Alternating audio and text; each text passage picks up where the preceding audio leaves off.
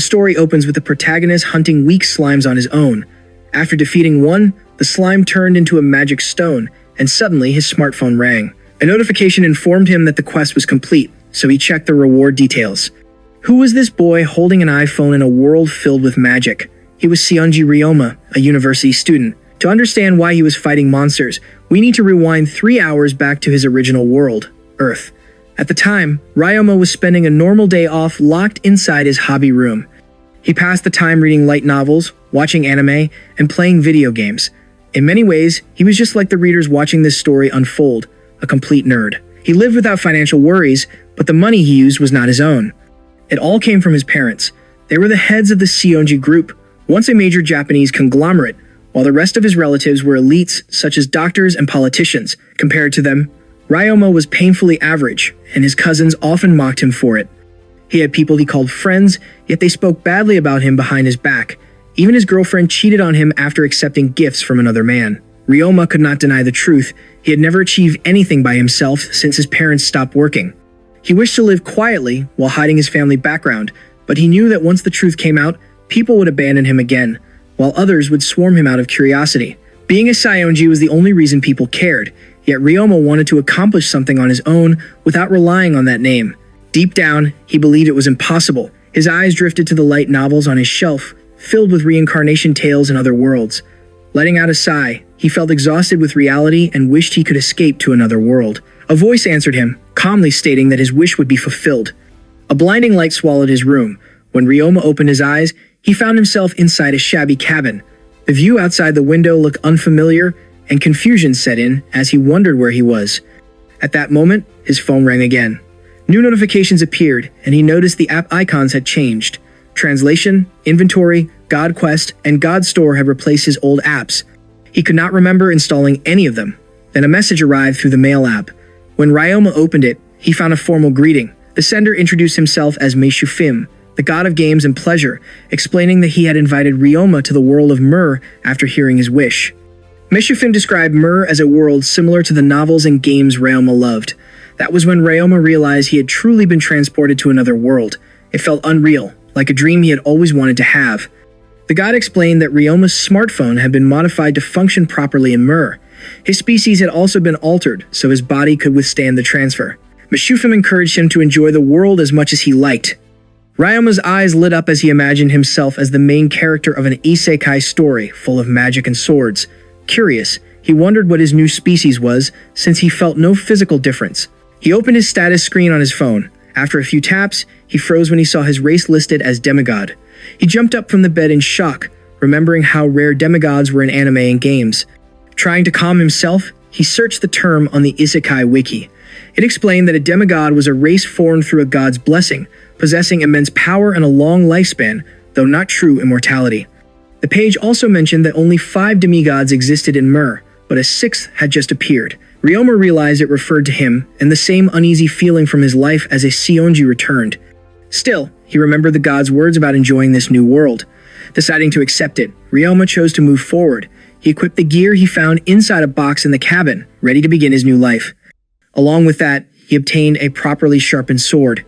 His smartphone rang, and a notification appeared from the God Quest app. Without realizing it, Ryoma had completed a tutorial mission by equipping both weapon and armor, earning 10 God points, or GP, along with the swordsmanship skill. He was surprised at how quickly his status values rose after gaining the new skill. He also learned that God points could be spent in the God Store to purchase skills and applications. Pleased by how convenient these cheats were, Ryoma resolved to take this new life seriously. After stepping outside the cabin, Ryoma distributed his extra stat points and continued clearing tutorial quests. One quest in particular left a strong impression. He defeated a goblin, and blood burst from the creature like a fountain. Suppressing his disgust, Ryoma approached the corpse. The hardest part of the quest required him to extract a magic stone from the monster's body. He had assumed it would work like a game, where items were collected automatically after a kill, but reality proved him wrong. Worn out by the experience, Ryoma returned to the cabin and ended his first day in Mur by resting for the night. On the second day, he resumed his quests with steady effort. After completing them, he spent his God points on a map application, a traveler's cloak, a purification healing skill, and a magic guidebook. Naturally, he also purchased a basic magic skill, choosing water magic. After studying the guidebook, he successfully cast a water ball. However, when he attempted to fire it like a projectile, the result fell short of his expectations. Although his mental image was correct, the spell lacked power. Ryoma checked his next quest and felt a spark of excitement. His new objective was to leave the forest and head toward the nearest town. For someone newly transported to another world, the task felt thrilling. Upon leaving the cabin again, the map app revealed that he had started in a deeply isolated area.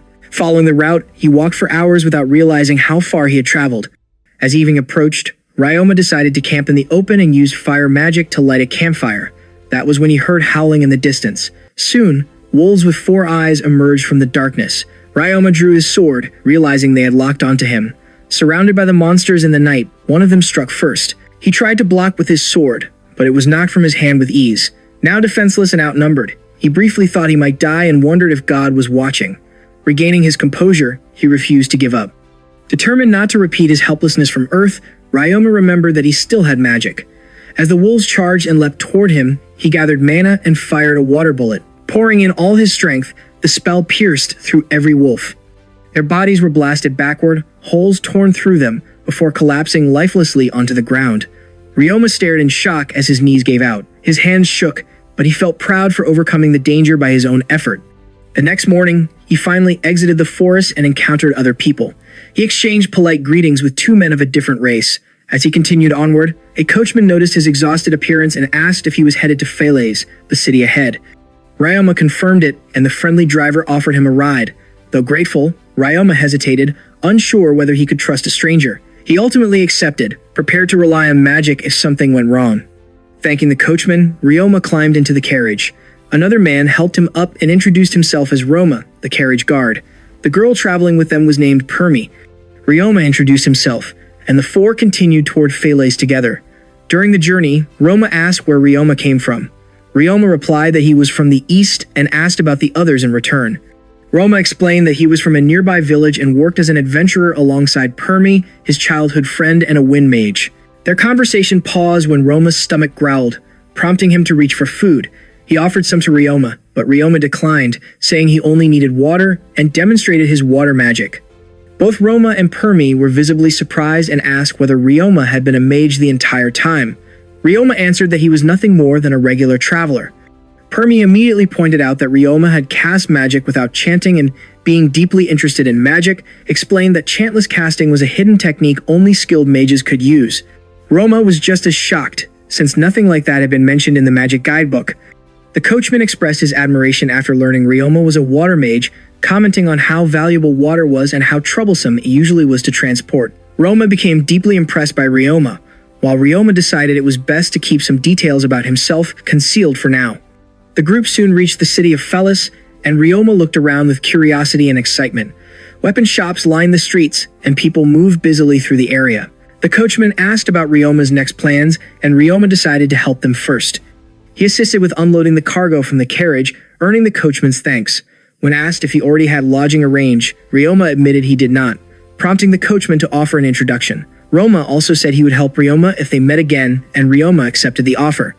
Ryoma soon arrived at the inn, recommended by the coachman, and received a discount thanks to the referral. Feeling worn out, he lay down on the bed and reflected on how enjoyable it had been to use magic and interact with people in this new world. He then checked his completed tutorial quest and received a small pouch as a reward. Despite its appearance, the pouch could store far more than expected. Ryoma found this especially useful, since openly pulling weapons from his inventory would have drawn suspicion. He checked his next objective and saw that he needed to register at the Adventurers Guild. The realization filled him with excitement as he eagerly awaited the next day. The following morning, Ryoma explored the city until he located the Adventurers Guild. The building was massive and imposing, and he stepped inside. He saw adventurers resting, lining up at the reception counter, and studying the quest board. Everything felt new and fascinating to him. At that moment, Roma noticed Ryoma and greeted him. Roma appeared surprised to hear that Ryoma was an adventurer, but Ryoma quickly clarified that he was there to register. Roma then guided him to Renee, the receptionist in charge of registrations. She instructed Ryoma to place his hand on a crystal ball so his status could be checked. Ryoma hesitated briefly, worried his race might be exposed. He asked Renee for a moment, unsure how to proceed. He realized that registering was unavoidable if he wanted to continue taking quests. He then asked Renee not to be shocked by the result. With no other option, Ryoma placed his hand on the crystal ball. Instantly, a blinding light filled the room, drawing the attention of everyone inside the guild. Adventurers began murmuring in confusion. Renee stared at the glowing crystal and then at Ryoma in disbelief. Ryoma calmly asked her to keep the result confidential. Still stunned, Renee escorted Ryoma into a separate room. Ryoma waited there alone, feeling uneasy. Shortly after, Gimmel, the guild master of the Adventurers Guild, entered. He nervously explained that the crystal ball had identified Ryoma as a demigod. Despite his intimidating appearance, Gimmel tried to maintain a formal tone, but Ryoma asked him to speak casually. Gimmel then suggested using a different crystal ball that provided more precise readings. Ryoma placed his hand on the new crystal ball, and once again, a powerful light filled the room. Gimmel and Renee stood frozen until the glow faded. Gimmel immediately knelt and offered to personally handle Ryoma's registration. Ryoma asked him not to be so tense, but Gimmel replied that remaining calm around a demigod was impossible. Renee added that demigods were believed to bear a visible mark of a god's blessing somewhere on their body. Ryoma wondered whether he actually had such a mark. At that moment, his smartphone rang with a message from Meshufim. Gimmel and Renee stared in shock at the unfamiliar device Ryoma was holding. Meshufim explained that the proof of blessing should be located near Ryoma's shoulder. Gimmel nervously asked what the strange black object in Ryoma's hand was, and Ryoma calmly explained that it was an ability granted to him by Meshufim. Both of them reacted with excitement upon hearing that. Ryoma then shared that Meshufim had specifically mentioned the proof being around his shoulders. Without hesitation, Renee asked Ryoma to show it to her. Gimmel immediately stopped her, stating that since she was a woman and he was the guildmaster, he should be the one to confirm it first. Ryoma admitted it would feel awkward to undress in front of a woman, so Gimmel ordered Renee to leave the room. Renee left with slumped shoulders, clearly disappointed. Once the room was empty, Gimmel carefully examined Ryoma's back and confirmed the presence of the mark of God's blessing. His attitude changed completely as he apologized respectfully for his earlier behavior. He then formally welcomed Ryoma to the Adventurers Guild and offered to contact the main branch to issue a special guild card. Ryoma, still confused by everything, asked for a normal card instead. Gimmel refused, explaining that the Grandmaster's instructions were absolute. He then shared that the Adventurers Guild had been founded 800 years ago by Ryutoru Sumeragi, an apostle of the creator god who still served as the Grandmaster. Ryoma realized that the Grandmaster was also a demigod, and the Japanese-style name made him suspect a shared origin. Soon after, Ryoma received his personal guild card, which had a unique design. Renee explained that it allowed apostles to communicate with one another. Suddenly, the card began to glow, and a voice emerged from it. Ryutoru introduced himself as both the Emperor and the Grand Master of the Adventurers Guild. Ryoma stood frozen as a hologram of the powerful figure appeared before him. Seeing how youthful Ryutoru looked, Ryoma concluded that demigods were effectively immortal. Since Ryoma was too stunned to respond, Ryutoru wondered whether the connection had failed. Ryoma quickly gathered himself and introduced his name. Ryutoru expressed his hope that they would work well together and asked which god had brought Ryoma to Mur. Ryoma admitted it was the god of games and pleasure.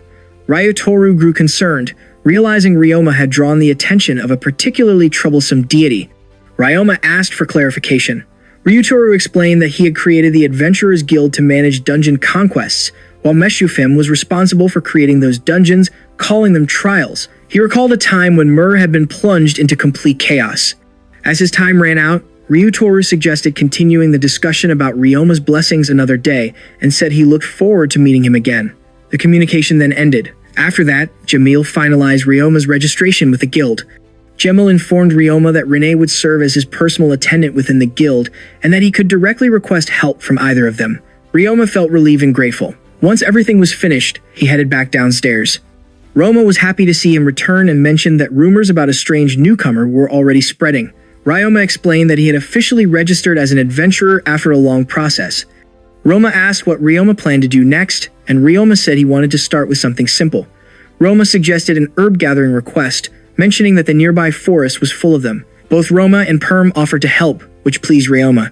Ryoma then noticed several monster subjugation requests on the board. Seeing his interest, Ryoma and Perm warned him that he needed to raise his guild rank first. Ryoma asked what that meant. Ryoma explained that guild rank was based on completed achievements. Higher ranks unlocked more dangerous quests, but the rewards increased as well. Ryoma hoped to reach that point someday, and the two were glad to see his motivation. Ryoma and Perm registered for the herb gathering request. The receptionist seemed surprised they were not choosing a monster hunt. Ryoma explained that they were helping a newcomer first, and Ryoma introduced himself. Upon hearing his name, the receptionist turned pale and immediately confirmed that Ryoma was the apostle. She hurried away to call Rene for a change. Roma and Perm were left confused. Rene returned to handle the herb-gathering requests and asked for their guild cards. Roma and Perm handed theirs over, while Ryoma hesitated, wanting to explain first. With no alternative, he showed his card. Roma and Perm broke into cold sweats when they saw Ryoma's race and rank. After confirming the cards, Rene wished them luck. Roma and Perm froze in shock as they asked whether Ryoma was truly a demigod. Ryoma felt a pang of sadness and wondered if it was really that surprising, apologizing for having deceived them. He assumed they might distance themselves or begin looking at him with curiosity, just as people once had when he lived as Saionji on Earth. He even considered abandoning the quest. However, Roma and Permi immediately declared that they would still go with him. Roma made it clear that Ryoma's identity didn't matter and that he would help him until the end. Ryoma's expression brightened as he said he would rely on their support. He then explained his situation in more detail, revealing that he was a demigod and still unfamiliar with their world. He asked them to treat him the same as before. Roma agreed, saying that Ryoma was still the same person they had met the day before. Feeling grateful, Ryoma encouraged them to continue the quest together. The three of them entered the forest and quickly located the herbs they needed. Roma warned Ryoma to stay alert due to ambushing monsters. 2 hours passed, and they had only managed to gather 11 herbs. Just as Ryoma was hoping that the map would make things easier, a monster bird suddenly dove toward him. Caught off guard, Ryoma couldn't draw his sword in time, but Roma intervened and drove the creature away. After confirming Ryoma was unharmed, it became clear these were the dangerous monsters mentioned in subjugation requests. Ryoma suggested retreating, but it was already too late, as they had been surrounded. Permi began chanting a spell, and her wind magic swept away most of the monsters. Roma thanked her for saving them and then asked whether Ryoma could use his water magic, suggesting they fight together. Ryoma agreed. Permi used her wind magic again to distract the enemies, while Ryoma carefully activated his water magic, controlling it to avoid hitting Roma and Permi. Permi unleashed another blast of wind, and Roma followed up by cutting down the monsters in front of him. At Roma's signal, Ryoma fired several compressed water bullets that pierced through the remaining monsters. One after another, they collapsed lifelessly to the ground. Seeing their success, Roma and Permi gave Ryoma a high five. Ryoma thanked them. Roma and Permi praised his efforts and then asked a favor in return. Just as Ryoma had asked them to treat him normally, they requested that he do the same with them. They explained that they were already close enough to speak casually, and Ryoma felt warmth in his chest as he agreed. The trio returned to the city, and Ryoma expressed his sincere gratitude. They told him he could contact them anytime while he stayed in the city of Phileas. Roma and Permi added that they hoped to work together on another quest someday, and Ryoma shared that hope. Back in his room, Ryoma reviewed the rewards from the tutorial quests for registering and completing his first guild mission. His rewards included 10 GP and a magic recovery skill. He then received the final tutorial quest, which required him to visit the church and offer prayers to the gods. The rewards listed were 1000 GP, a holy magic skill, a teleportation gate app, a divinity stat point, a game master title, and a major smartphone update. Ryoma didn't fully understand some of the terms, especially divinity, so he checked the wiki. It explained that divinity increased as an apostle gathered faith, accomplished great deeds, and became acknowledged by the world. As divinity grew, abilities strengthened, eventually allowing an apostle to reach godhood.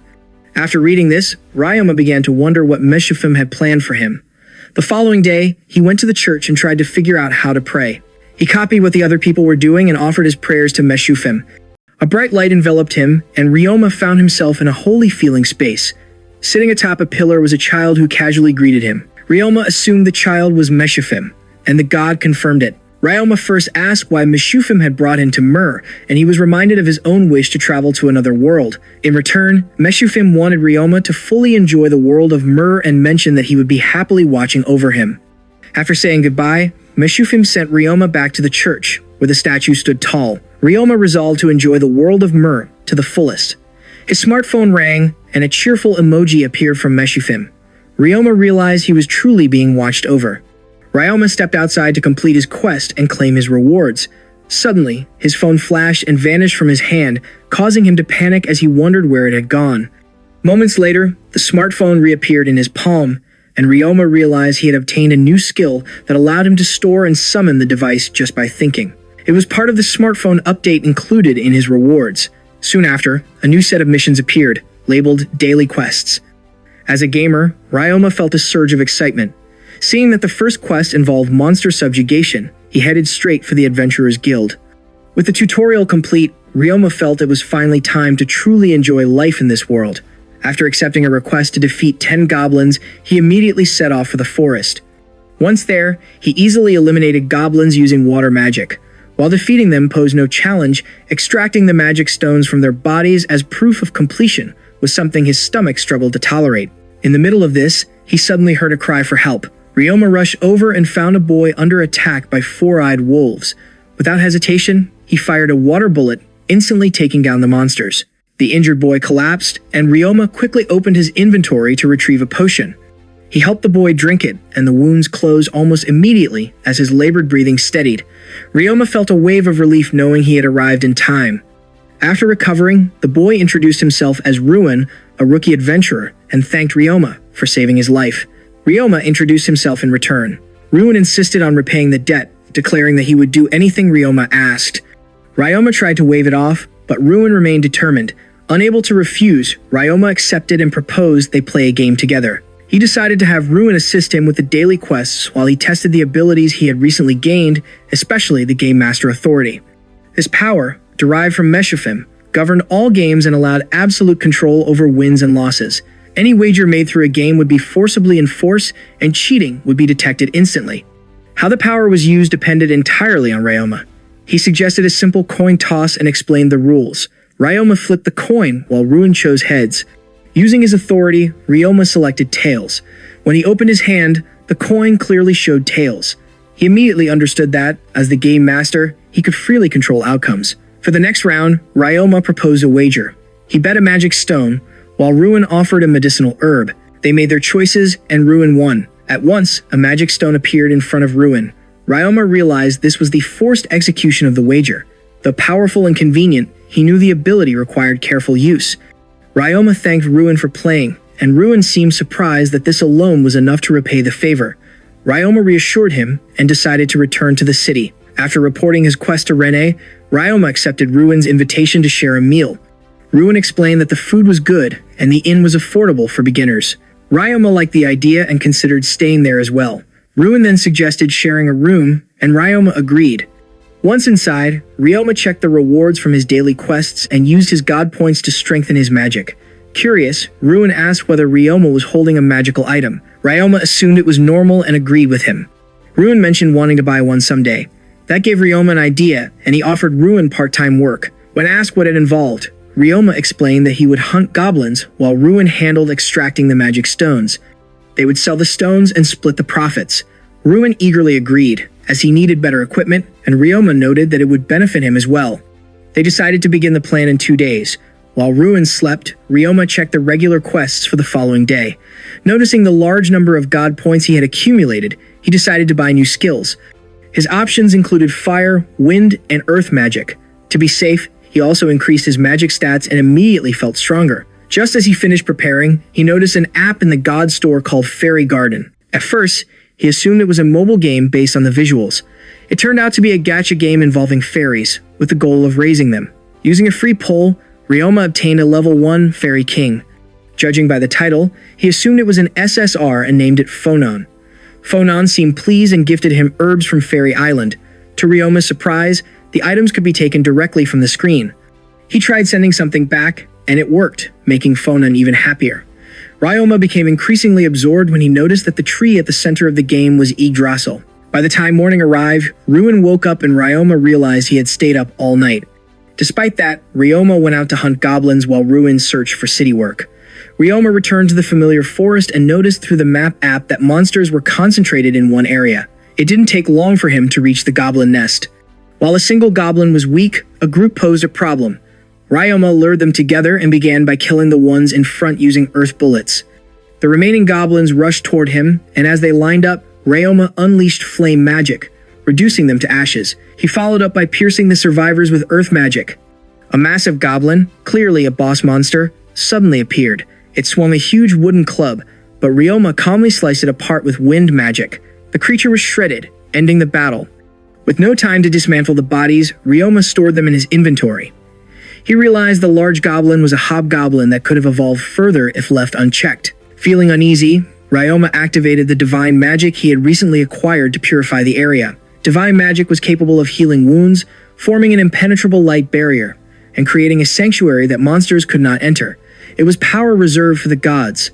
Seeing the sanctuary with his own eyes, Ryoma was impressed and relieved that it functioned flawlessly. He completed the quest and received psychokinesis as his reward. Curious, Ryoma immediately tested it by making his sword float in the air. After practicing a few simple movements, he began controlling the blade freely, sending it flying around like a scene straight out of fairy tale. Manipulating a sword without touching it felt incredibly fun and satisfying to an otaku like Ryoma. The following morning, he met up with Ruin to dismantle the goblins he had hunted so far. After choosing a suitable spot, Ryoma summoned a pile of goblin corpses from his inventory, leaving Ruin completely stunned. They began dismantling the goblins to extract their magic stones. When Ruin noticed Ryoma working on a hobgoblin, Ryoma explained how he had encountered it. Ruin assumed that Ryoma must already be an advanced adventurer to have wiped out an entire goblin nest alone. Ryoma explained that he had simply kept his distance and relied on magic attacks. Even so, Ruin found the feat impressive. Once everything was dismantled, they wondered how much the haul would be worth. Later, at the guild, they were paid a staggering total of 2,132 Venus. Even Ryoma was surprised by the amount, and he handed Ruin his proper share. Ruin was overjoyed, knowing he could finally afford better equipment. At that moment, Gimel approached and asked to speak with Ryoma privately. Ryoma agreed, noticing the seriousness in Gimel's expression. He apologized to Ruin and asked him to return to the inn on his own. Inside Gimel's office, Ryoma learned that an envoy from King Rulo of the Falland royal family had arrived and requested an audience with him. The news left Ryoma stunned. Seeing his reaction, Gimel asked how the envoy should be handled. Ryoma admitted that he couldn't simply refuse such a request. Gimel reminded him that a demigod technically held a higher status than a king. Even so, Ryoma felt he couldn't completely ignore royal authority. He wanted to continue living and working in the country and believed it was best to avoid unnecessary conflict. Ryoma decided to meet the king and said he would do so in 2 days, as he needed time to prepare. Gimel accepted the decision and promised to make the necessary arrangements. Ryoma thanked him, realizing that things were becoming serious now that royalty was involved. Returning to the inn, Ryoma learned from the receptionist that Ruin had already reserved their room. Entering the room, Ryoma felt grateful for Ruin's thoughtfulness. The next morning, Ruin asked who Ryoma truly was. After recalling how tense Gimel had been around him, Ryoma chose to trust Ruin and casually showed him his guild card. Ruin was naturally shocked upon learning that Ryoma was a demigod. He asked if Ryoma was the newly revealed apostle, but Ryoma told him not to dwell on it. Ruin struggled to accept that he had been speaking so casually to a demigod and began acting overly formal. Ryoma asked him to behave as he always had, pointing out that they had already become friends by working together. Realizing that Ruin was unintentionally distancing himself, Ryoma felt close to tears. Ruin noticed this and awkwardly apologized, telling him to stop looking at him like a hurt puppy. They agreed to remain casual with each other and decided to get a meal together. Before eating, they stopped by a weapon shop. Ryoma was thrilled by the wide selection on display. Ruin asked for help choosing new equipment. Ryoma agreed, believing that helping with weapons was a man's responsibility. Ruin struggled to decide between 2 swords, and Ryoma found himself unsure what advice to give due to his limited knowledge. At that moment, a suggestion came from someone nearby. Ryoma turned and saw Roma, who was also shopping for a new sword. As a mutual acquaintance, Ryoma introduced Roma and Ruin and asked Roma to help with the decision. Roma recommended choosing either iron bracers or a small shield. Ruin thanked him and chose the iron bracers. Ryoma noticed that Roma's own bracers were heavily worn and suggested replacing them. Roma claimed he didn't have the money and preferred to wait until they broke completely. Ryoma then decided to buy a new set for Roma as thanks for helping both him and Ruin. He wanted Roma to have reliable equipment as he didn't want anything bad to happen to him. Roma blushed and expressed his gratitude. For a moment, Ryoma wondered if this story was accidentally turning into a BL series. Ryoma also gave Ruin several healing potions, which Ruin happily accepted. He then invited Roma to join them for a meal, and Roma agreed to meet later with Perme at a familiar spot. Soon, they reunited with Perme and entered a stylish restaurant. While browsing the menu, Ryoma's eyes widened when he spotted something familiar, onigiri or rice balls. Roma noticed his reaction, but Perme already understood what had caught his attention. She explained that the dish had been created by an apostle named Hana Higuchi, who had developed countless recipes, built immense wealth, and founded the divine nation of Hainamoto. Hearing the Japanese name made everything click for Ryoma. When the food arrived, everyone's eyes widened in delight. Everything tasted incredible, exceeding Ryoma's expectations. Watching everyone enjoy the meal, Ryoma wished moments like this could last forever. During tea and coffee afterward, Ryoma asked what Perme had been doing lately. She shared that she was studying holy magic at the church. Ryoma was pleased, noting that it would allow him to keep fighting safely, though Perme reminded him not to push himself too hard. Ruin felt a twinge of jealousy, wishing he had companions like them. Ryoma suggested that Ruin join their group. Though hesitant because he was still inexperienced, Ruin listened as Ryoma reminded him that they were all beginners once and that nothing would change. Encouraged, Ruin burst into tears of happiness and thanked them sincerely. Ryoma found the scene deeply heartwarming. At that moment, Perme asked whether Ryoma knew about divine magic, catching him off guard. Ryoma asked how it differed from holy magic. Perme excitedly explained that divine magic was exclusive to apostles and could fully heal wounds, cure illnesses, nullify curses, summon angels, and even revive the dead. Ryoma was amazed and loudly wondered if Ryoma could use such magic as well. Their excited voices drew the attention of nearby customers, who realized they were dining with the newly revealed apostle. Acting quickly, Ryoma paid the bill and ushered everyone outside. Ryoma and Perme apologized for their carelessness. Ryoma understood and wasn't upset, but seeing them worried, he asked them to recommend another great restaurant to make things even. The three were happy to hear that and promised to search for another excellent place to eat. Ryoma then explained that he had personal plans to handle and wished them all good luck. Ruin thanked him sincerely for everything, while Perme expressed hope that they would meet again soon. Although the experience had been nerve-wracking, Ryoma genuinely enjoyed spending time with them. Thanks to their company, the anxiety he felt about the upcoming meeting eased slightly, allowing him to face it with a calmer mindset. The following day, Ryoma wore a refined outfit fit for royalty and thanked Gimel for arranging it. Renee remarked that it suited him well and invited him to ride in the carriage. With preparations complete, it was finally time to meet the king's envoy, and Ryoma resolved to give it his best. The carriage stopped before the parliament building where the meeting would take place. Stepping down, Ryoma was greeted by rows of maids and butlers waiting to welcome him. They bowed respectfully in perfect unison at a precise 45-degree angle. The formality caught Ryoma off guard. A butler named Gallo stepped forward to guide them inside. Ryoma commented on how stiff the atmosphere felt, and Gimel explained that such treatment was expected, as a divine apostle ranked higher than even a ruling monarch. Despite understanding this, Ryoma still felt uneasy. Once inside, he took his seat alongside the others. A well-dressed man greeted him and introduced himself as Geifor, head of the House of Marquis Soil and representative of King Luido's delegation. Another noble, Sanamaru, introduced himself as the head of the House of Count Sunsen. Gimel formally presented himself as the guildmaster of the Falaise branch of the Adventurers Guild, while Renee was introduced as Ryoma's assistant. Ryoma then identified himself as one blessed by the god Meshufim. The envoys appeared impressed by his presence. Gaffor presented a formal letter from the king, addressed to Ryoma. In it, King Ludo welcomed him to the nation, extended an invitation to the royal castle, and expressed a desire to build a friendly relationship. The king also hoped Ryoma would enjoy his stay within the country. After the letter was read, 3 sets of gifts were presented. These included gold bars, diamonds, and 3 different types of parchments.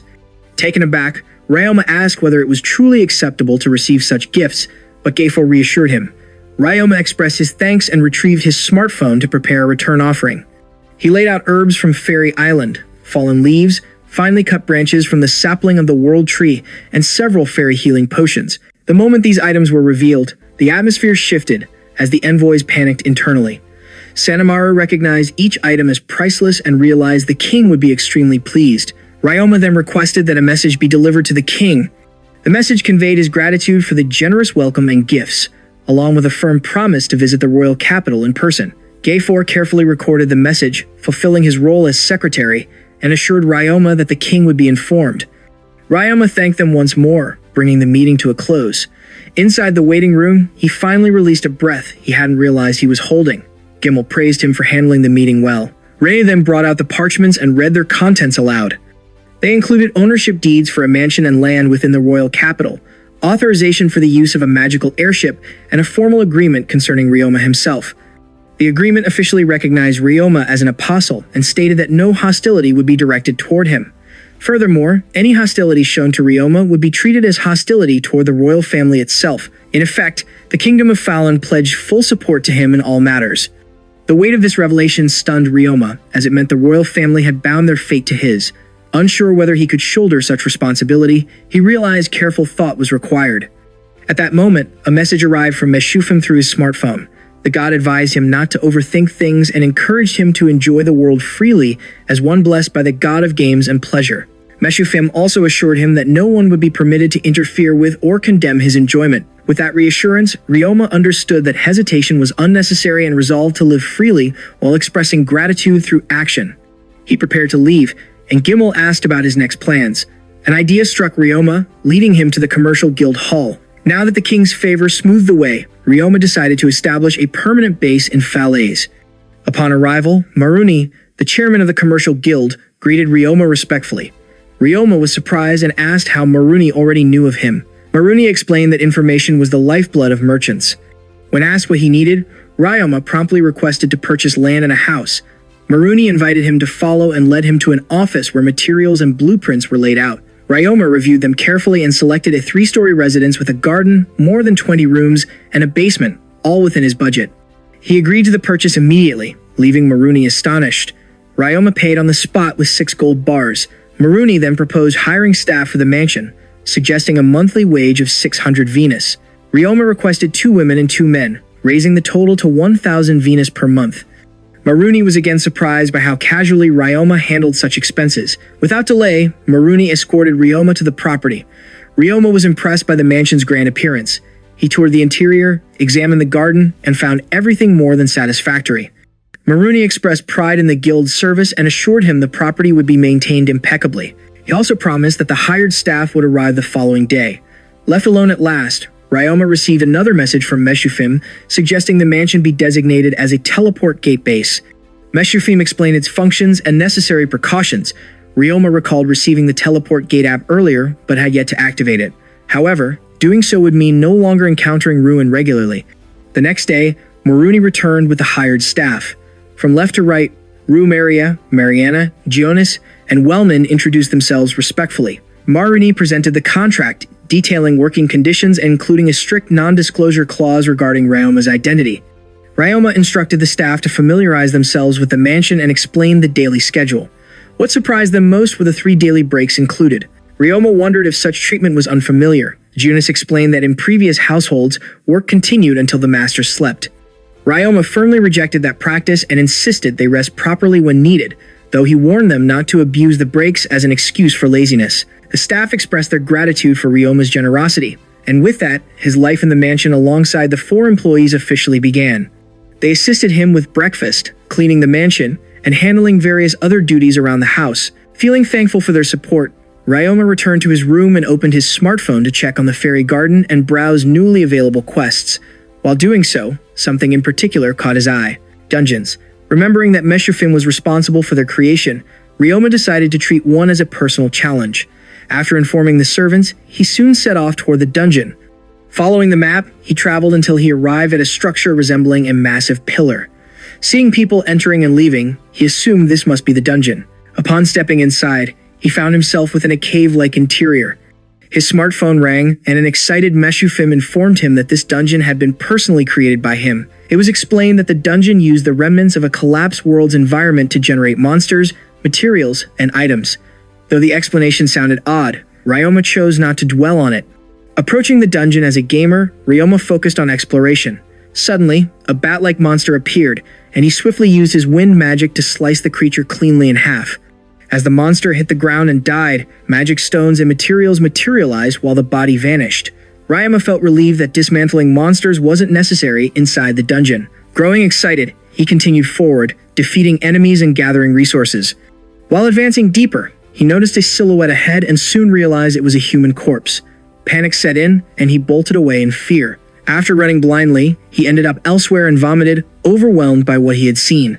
He began to question whether dungeons were truly meant for enjoyment. Deciding to return home, he soon realized that he was lost after fleeing in panic. Eerie sounds echoed through the dungeon corridors. Panicking once again, Ryoma ran until he encountered another group of adventurers. He asked them for directions to the exit, but their leader harshly scolded him for entering a dungeon wearing light armor. Ryoma apologized and admitted that he was still a beginner. The leader then offered to guide him back, mentioning they were leaving as well, and advised him to bring a map next time. That reminder made Ryoma realize he had a map app, but had forgotten about it due to panic. A woman stepped in and asked the leader, Dissy, to calm down. She introduced herself as Cheyenne, along with the rest of the party, Seldian and Ryard. Ryoma introduced himself and joined them. Once outside the dungeon, he thanked the group and offered gold coins. Dissy asked if he was certain, and Ryoma explained that his family belief was to repay kindness with kindness. Ryard expressed heartfelt gratitude, explaining that the money would help him treat his sister's illness. However, it was noted that the medicine only slowed the disease despite its high cost. Dissy explained that Ryard became an adventurer to earn money for his sister, and that, as childhood friends, he had allowed Ryard to join the team. He added that they no longer had parents, and Ryard wished to repay his sister for everything she had done for him. Hearing this, Ryoma was reminded of his past.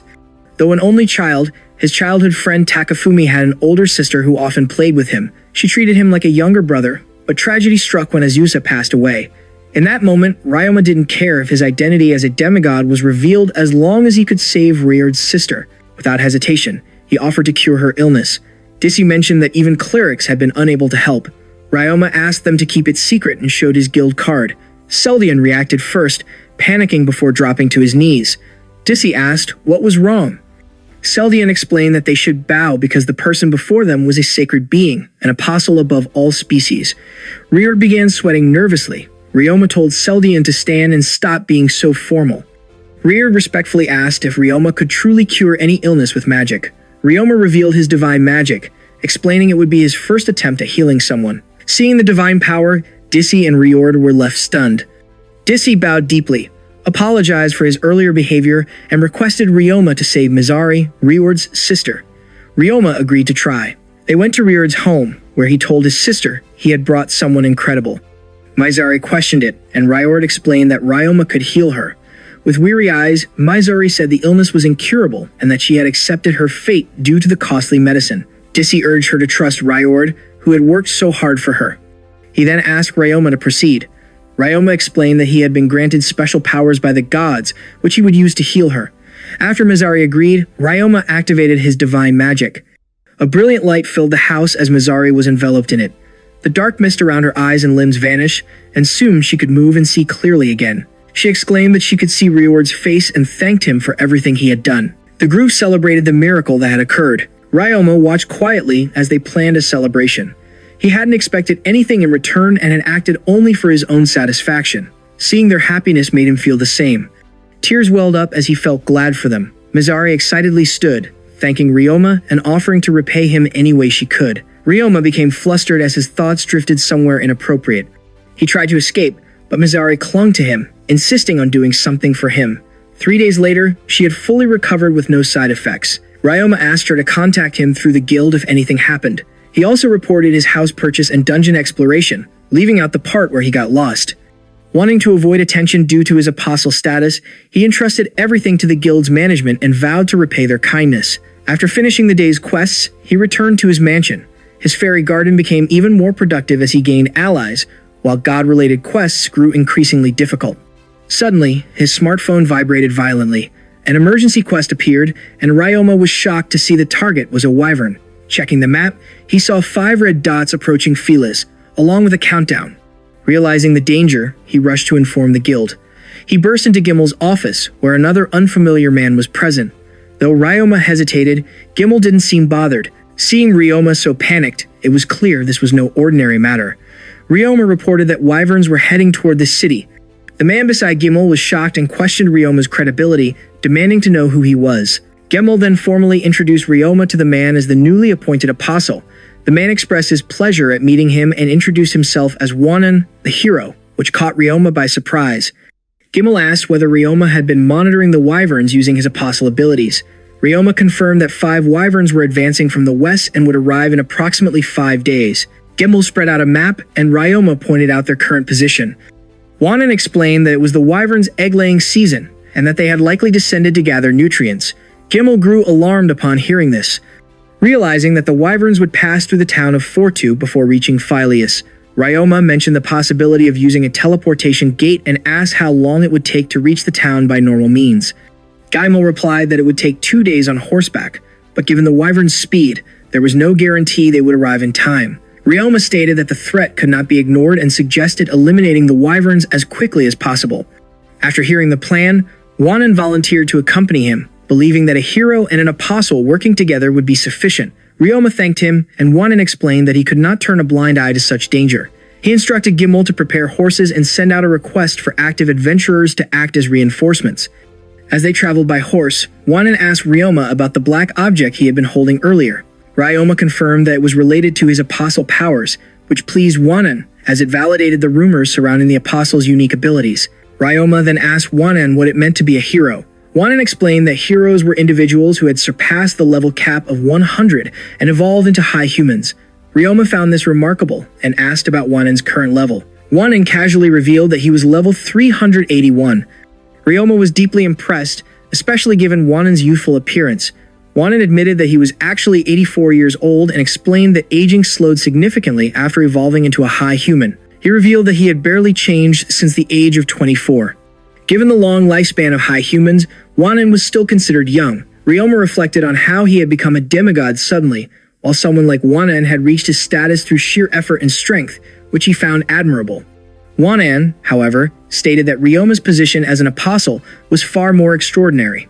Ryoma replied that he was still inexperienced and hoped to continue learning from someone like Wanan. Soon after, they approached the town and noticed villagers fleeing in panic. Reports indicated that a wyvern had already appeared in the town.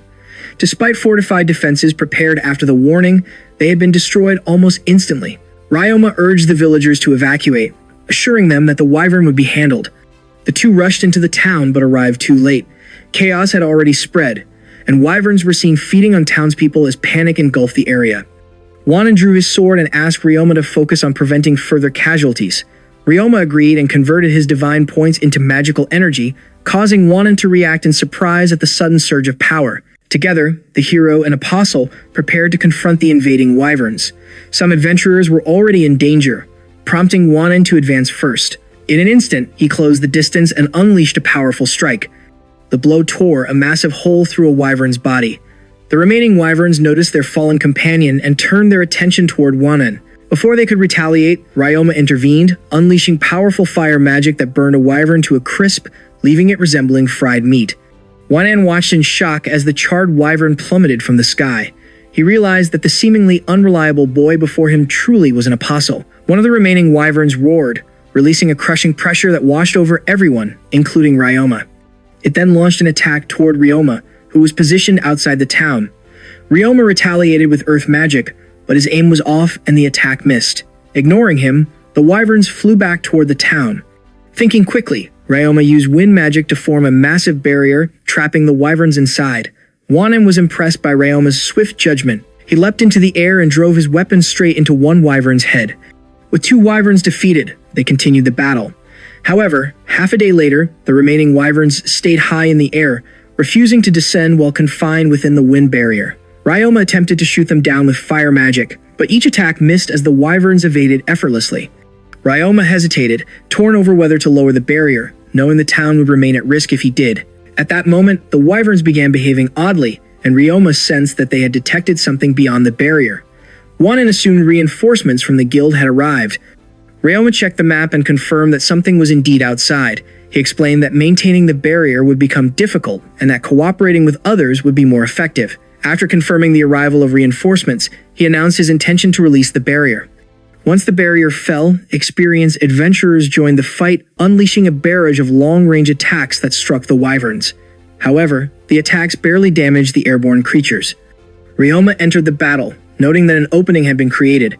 Using wind magic, he sliced one wyvern apart, feeling relieved to have defeated one on his own. As he searched for the final wyvern, he failed to notice that it had already targeted him. Realizing too late that his guard was down, Ryoma was saved by Wanan, who struck first, piercing the wyvern and tearing a massive hole through its body. Ryoma watched as the creature crashed to the ground. With all wyverns defeated, celebrations broke out among the survivors, and Ryoma felt a wave of relief wash over him. However, as he looked upon the destruction left behind, Ryoma couldn't suppress his sorrow. Though the wyverns were defeated, the lives lost could not be restored. He prayed that the fallen would find peace and that those left behind would grow stronger. As he prayed, divine light radiated from his body. Everyone watched in shock as the village was enveloped in a brilliant, heavenly glow. The souls of the deceased appeared, smiling at their loved ones before ascending into the sky. Wanan stood frozen, overwhelmed by the sight, while villagers and adventurers alike were deeply moved. Once the souls had departed, Ryoma's face turned pale, and he collapsed. Wanan caught him before he hit the ground. People rushed over, asking about the boy who had fainted. In time, this event would become known as the Miracle of Fortu, marking the moment when Ryoma's identity as an apostle became widely known. The following day, Ryoma woke up to find himself lying in an unfamiliar bedroom. Memories of saving the town from the wyverns surfaced in his mind. A villager expressed relief upon seeing him awake, while Wanan checked on his condition. Ryoma confirmed that he felt completely refreshed. Loudon, the mayor of Fortu, offered his heartfelt gratitude for Ryoma's actions in saving the town. Ryoma asked him to stand and requested an update on the town's situation. Loudon reported that nearly half of the population had perished and around 70% of the buildings had been destroyed. Hearing this, Ryoma felt a deep sense of sorrow. However, Loudon added that Ryoma's miracle had allowed the townspeople to properly bid farewell to those who had died. In addition, every injured survivor had fully recovered, including those who had lost limbs. Even more remarkable was the renewed determination now filling the survivors' hearts. Loudon believed the town could continue moving forward because of Ryoma. Ryoma asked if he could step outside to see the town. Wanan advised him to rest for another day, explaining that Ryoma's miracle had made his identity widely known and would likely cause chaos if he appeared in public. Ryoma assumed that everyone already knew the truth and agreed to remain out of sight for the time being. Wanan then excused himself, explaining that he needed to return to the capital. He expressed how honored he felt to have fought alongside an apostle and hoped they would have the chance to work together again. Ryoma shared the same wish and found Wanan extremely reliable due to his strength, hoping they would meet again in the future. After resting, Ryoma remembered that the wyvern attack had been classified as an emergency quest and checked his rewards. He received 150,000 divine points and decided to use some of them to install a new application. He found the library app and assumed it would contain manga or light novels. Instead, it displayed magic texts, history books, and alchemy manuals. Essentially books from this world. After getting his hopes up, Ryoma felt unfairly disappointed. A message from Mishufim then arrived, recommending the installation of the Personal Space app. Ryoma searched for it and was shocked to see its cost of 50,000 points. Trusting Mishufim's suggestion, he installed it immediately. The app then demanded another 10,000 points to activate. Ryoma felt as though he had been tricked. Moments later, a door appeared, and he cautiously opened it. Recognizing the entrance, Ryoma rushed inside the personal space. He hurried into a familiar room filled with light novels, manga, anime, DVDs, and games. It was an exact replica of his old room from Earth. Another message from Mishufim confirmed that the space was a perfect copy of his room and a reward for completing the emergency quest. Even the kitchen was fully stocked with food and drinks. Mishufim warned that the maximum stay was 7 days. However, those 7 days would pass as only a brief moment in the outside world. He encouraged Ryoma to enjoy himself. Overjoyed, Ryoma expressed his sincere gratitude. Unable to believe he could indulge in his hobbies again, Ryoma accepted the offer wholeheartedly and enjoyed every moment. After 7 days, fully satisfied, he returned to reality and chose to help with the town's reconstruction. Ryoma offered to build an orphanage and personally cover its operating, maintenance, and staffing costs. The orphanage manager expressed deep gratitude. Shortly afterward, supplies and volunteers arrived from nearby towns, and reconstruction progressed smoothly. Soon, the mayor asked Ryoma if he had time for a discussion. They spoke inside one of the remaining intact houses. Lowell and Azan from the Holy Church, which worshipped all gods, greeted Ryoma. Azan explained that they had come to pray for the deceased and provide aid through the Holy Church. Ryoma felt relieved, as their goal was to stabilize the lives of the residents as quickly as possible. Azan then requested permission to build a church in the town blessed by Ryoma's miracle. Ryoma agreed and asked Mayor Loudon for approval, which was readily given. Lowell enthusiastically explained that establishing a church would designate the town as Ryoma's sanctuary, attracting more residents and increasing tourism. This would help restore the town's economy. Ryoma fully supported the plan, and the elderly men expressed their gratitude for his kindness. 1 month later, the church was completed at remarkable speed. After the Holy Church officially declared Fortu a sanctuary, residents and tourists flooded in, allowing the town to recover rapidly. Seeing that everything was now stable, Ryoma decided it was time to return to Philly. Before leaving, he took a walk around town. The residents treated him like a celebrity, revering him wherever he went. Overwhelmed by their enthusiasm, Ryoma eventually fled. Several days later, he returned to his mansion, only to find crowds gathered nearby. Mariana remarked on the growing number of people. Ryoma felt a headache coming on from the constant attention. He decided to travel somewhere his face was not yet widely known. With that thought, he chose the royal capital, San Angeles. The king's invitation and Wanan's presence there made it the perfect destination. Ryoma gathered his servants, provided funds for living expenses and mansion upkeep, and asked them to take care of the estate. They wished him a safe journey. Before sunrise, Ryoma departed and asked Gimel to handle any matters related to his absence. He skipped visiting Roma and the others, knowing they would meet again soon. With that, Ryoma set off alone toward the royal capital. Meanwhile, rumors of Ryoma's miracles spread rapidly across the land. People began wondering which town would receive his blessing next. A swordsman standing nearby overheard these rumors and grew interested in Ryoma.